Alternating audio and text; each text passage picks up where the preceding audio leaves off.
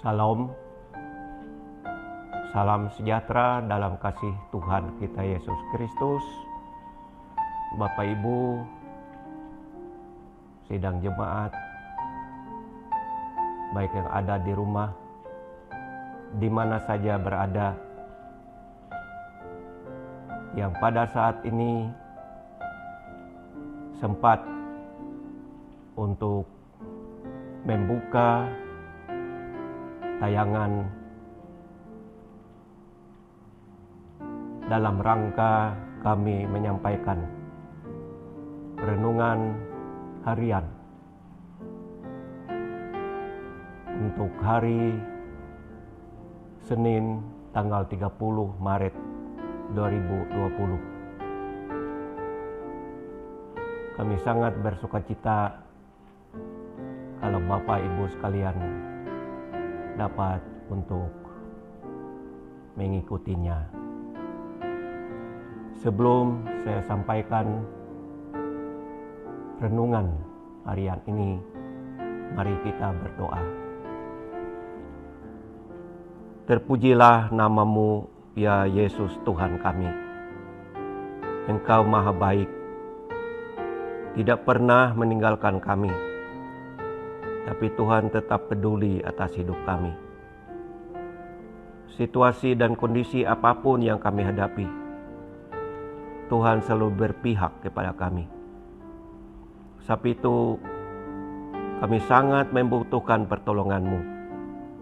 Teristimewa firman-Mu yang akan kami baca dan kami renungkan. Itu semua mengukuhkan, menguatkan iman percaya kami.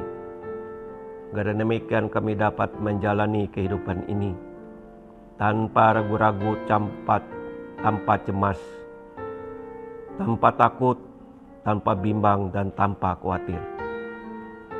Biarlah kuasa firman itu, ya Tuhan, dapat kiranya menuntun hidup kami setiap saat. Dalam Kristus Yesus kami berdoa. Amin.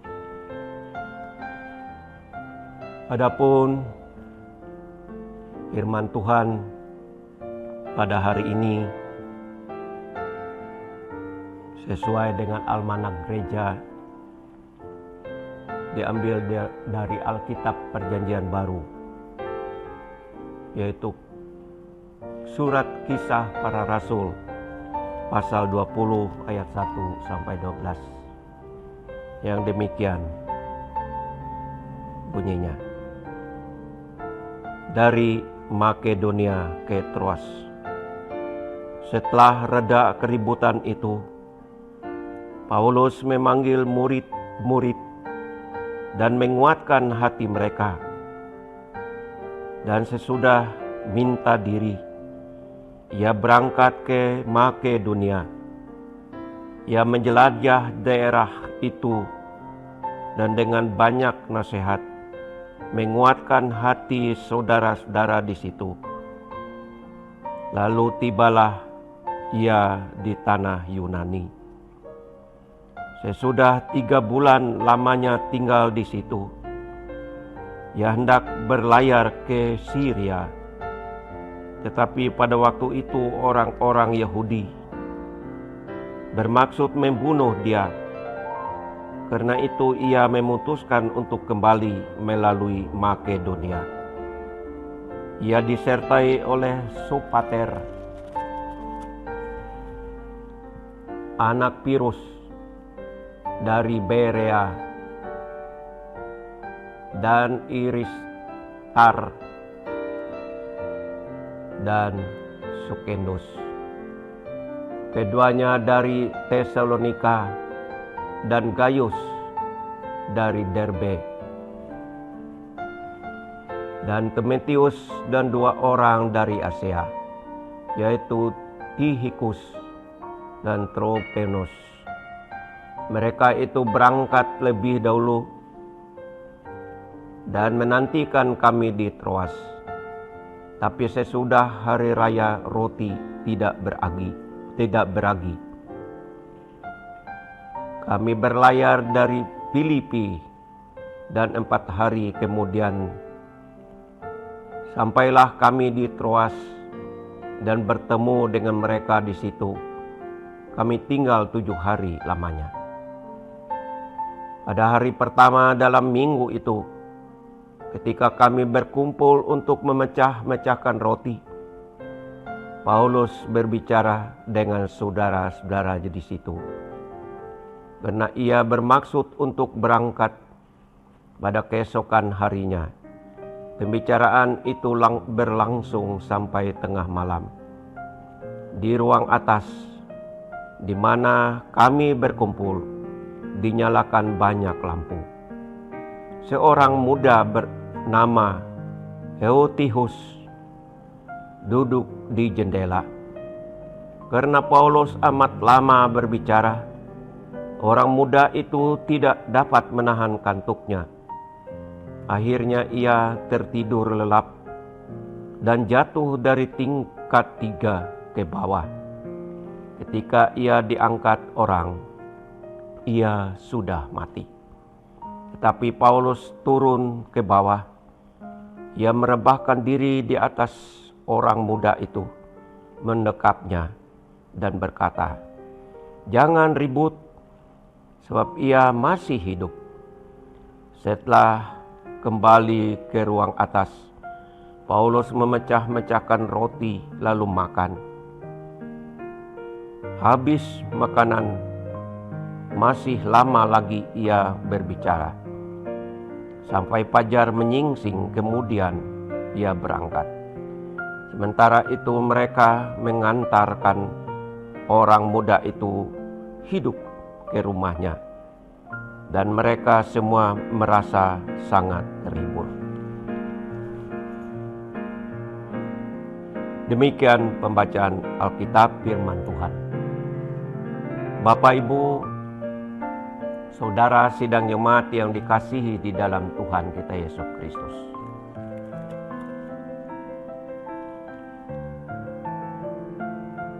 Perjalanan Paulus yang ketiga.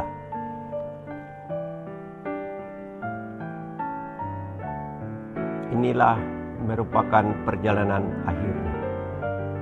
Dalam ia memberitakan Injil, dalam ia melaksanakan tugas pelayanannya, banyak tantangan dan rintangan yang menghambat tugas dan pekerjaannya. Tetapi ia tetap disertai oleh Tuhan. Suatu saat ketika ia berada di Troas Yunani, dan di sana ia sharing dengan tokoh-tokoh jemaat dan para murid yang lain yang mengikutinya. Ia banyak memberikan nasihat dan penguatan serta harapan-harapan ke depan dalam kehidupan berjemaat bergereja. Paulus tentunya sangat konsisten, dan itu adalah merupakan sasaran utama dalam ia membangun jemaat. Sehingga dengan demikian ia tidak mengenal waktu dalam tugas pekerjaan pelayanan dan kesaksiannya. Di tengah-tengah ia bercakap-cakap, sharing dengan warga jemaat yang hadir. Ada suatu peristiwa yang luar biasa, karena di situ ada seorang anak muda mengikuti pembicaraan mereka, karena ia tidak diperbolehkan untuk mengikuti pertemuan tersebut. Hanya ia diberikan kesempatan duduk di jendela. Malam telah larut. Sebagai manusia, ia tidak bisa menahan kantuk. Ia jatuh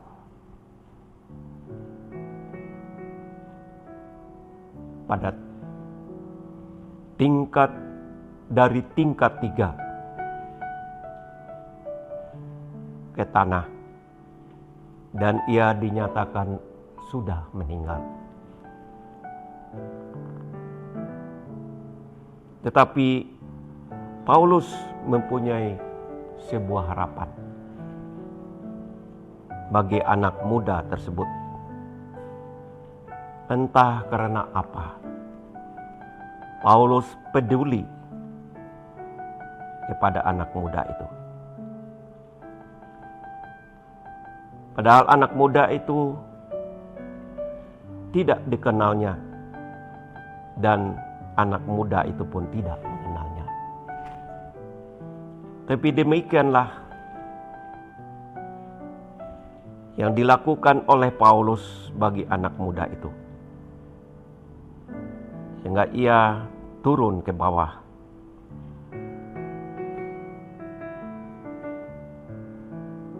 Paulus merebahkan diri ke atas orang muda itu, mendekapnya dan berkata, "Jangan ribut, sebab ia masih hidup."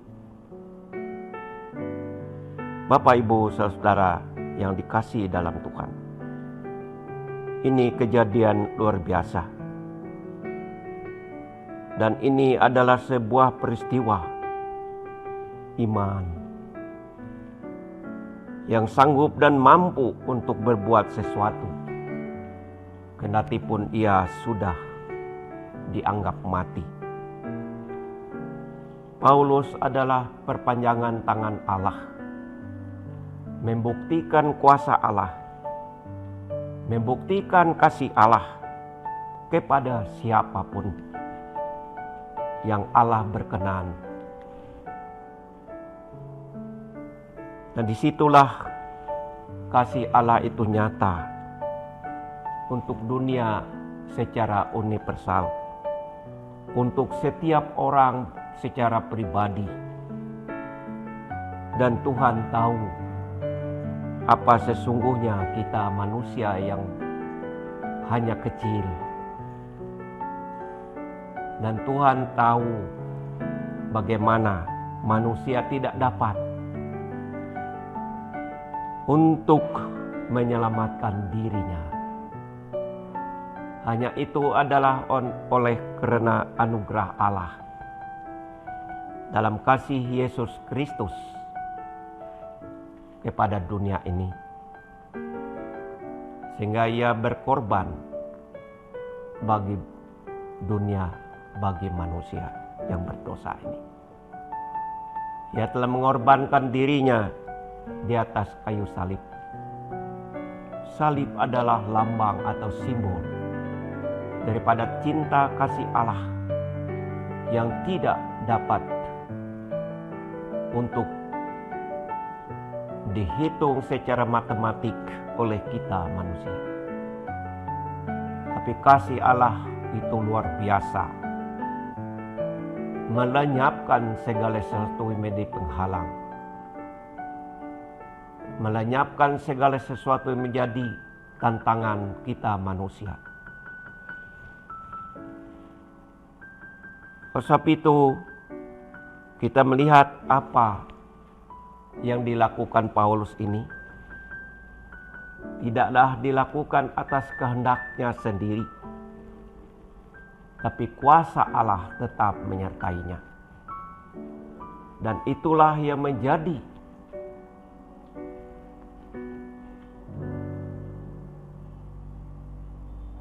hal yang sangat berarti dalam kehidupan kekristenan kita. Karena setiap perkara dalam hidup ini, Tuhan selalu ada beserta dengan kita. Matius 28 mengatakan, "Aku menyertai kamu sampai ke saudara Allah." Janji ini adalah janji sejati, janji mutlak, janji yang dipenuhi oleh Allah setiap saat dalam hidup ini. Oleh sebab itu, dalam perjalanan kehidupan kita sebagai jemaat dan gereja Tuhan, bagi siapa dan untuk siapapun kita lakukan, kita percaya mujizat, kehendak Tuhan dan kuasa Tuhan itu terus berlaku dari waktu ke waktu dalam hidup ini. Terlebih dalam suasana, situasi dan kondisi yang melanda dunia pada saat ini.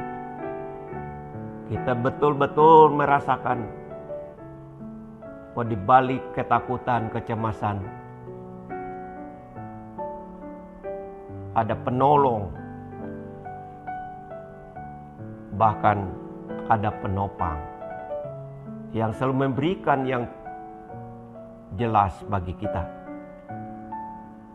Penopang dan penolong itu tidak lain, hanya kita lari kepada Tuhan kita Yesus Kristus semata-mata.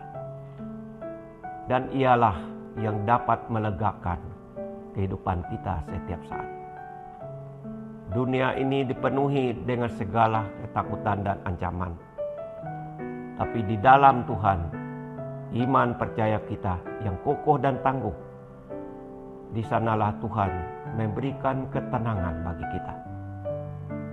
Oleh sebab itu, Bapak, Ibu, saudara, wabah COVID-19 yang sedang melanda dunia, bahkan melanda bangsa negara kita, masyarakat kita, Indonesia ini, pasti akan berlalu. Dan Tuhan ada di tengah-tengah kehidupan bangsa dan negara kita dengan suatu syarat mutlak yang tidak pernah kita abaikan, ialah kasih dan kemurahan Tuhan itu tetap setia atas kita yang hidup beriman, percaya, dan berharap padanya. Bapak, Ibu, saudara yang dikasihi dalam Tuhan, oleh sebab itu, biarlah kita letakkan fondasi dasar hidup iman percaya kita hanya kepada Tuhan kita Yesus Kristus yang telah mati dan yang telah bangkit. Karena kata Rasul Paulus dalam suratnya kepada jemaat di Korintus, kalau Kristus tidak bangkit, sia-sialah iman percaya kamu, dan sia-sialah pemberitaan kami. Lebih daripada itu, kita adalah sebagai orang pendusta. Bapak, Ibu yang dikasihi dalam Tuhan kita Yesus Kristus, oleh sebab itu kita dalam perjalanan kehidupan kita, mari kita semua untuk terus melihat bahwa di balik semua apa yang terjadi dan berlaku dalam hidup ini, tidak seimbang dengan kasih dan kemurahan Tuhan yang melampaui segala akal, budi, dan pikiran kita. Sebab itu kita harus terus hidup mempertaruhkan kehidupan ini dalam hal apapun yang terjadi dan berlaku, yaitu hanya kepada nama Tuhan kita Yesus Kristus. Kiranya Tuhan menyertai dan memberkati kita. Amin. Mari kita berdoa. Terima kasih Allah Bapa di surga. Kami boleh menjalani hidup ini hanya oleh kasih dan kemurahan Tuhan. Tanpa Tuhan menyertai kami, kami hidup dalam kebingungan, kecemasan, ketakutan. Sebab itu biarlah pelayanan kami tidak terhambat oleh situasi dan kondisi dunia ini yang dapat memberikan kepada kami kecemasan dan ketakutan itu. Tapi kami terus menjalankan, yaitu tugas dan pekerjaan kami sesuai dengan kehendak Tuhan. Oleh sebab itu, kami hanya pertaruhkan kehidupan ini ke dalam tangan Kristus. Dan biarlah segala tugas pelayanan kami diberkati oleh Tuhan. Dan biarlah dosa dan kesalahan kami, baik dulu sekarang, kiranya Tuhan dengan rasa malu, dengan kami merendahkan diri kami atas segala congkak kami, Tuhan kiranya mengampuni kami. Dalam Kristus Yesus Juru Selamat kami berdoa. Amin. Pesan untuk warga jemaat. Kiranya kita terus melihat masa depan adalah sebuah anugerah Tuhan. Sebab itu jalani waktu-waktu kehidupan itu. Bagaimana Mazmur 90 mengatakan, baiklah kita menghitung hari-hari hidup kita dengan bijaksana. Amin.